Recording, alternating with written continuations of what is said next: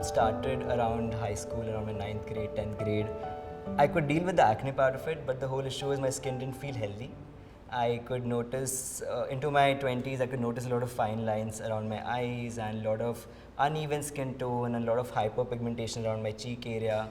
And I felt like there were too many pores on my nose which were very visible, which made me really shy away from the camera in a social setting.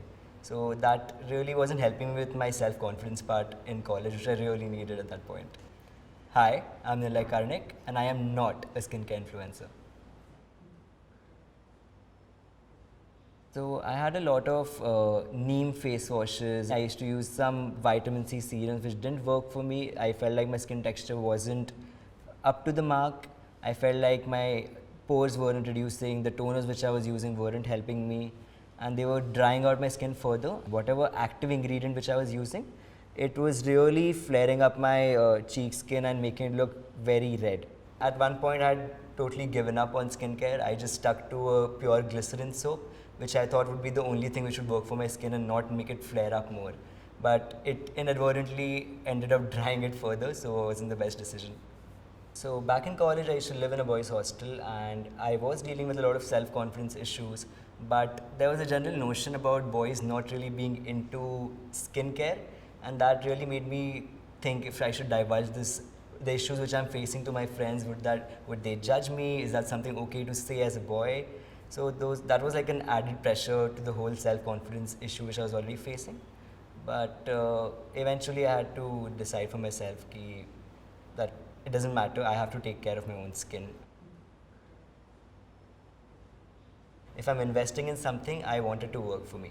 Being from the medical background helped me make an informed choice about the ingredients which I want to apply on my skin. Like, there were many companies which advertise certain things, like, you know what, if you use this is gonna work for you. But when I see those ingredients, I'm like, okay, these ingredients are not really targeting my issues. I don't know how they're gonna resolve them. So that's where Minimalist came in for me, and I saw what they were promising, and I saw the contents which were being used in the production, and that was like, you know what, okay, I'm gonna stick to this, and this is legit. At the end of it, most of the products have a chemical formulation. It's not like natural products too have a chemical formulation to it. So that's when I decided, you know what, I have to give them a try. I did a lot of research about what is there in the ingredients and how do they normally work on the skin. And that's based on that I made my choices.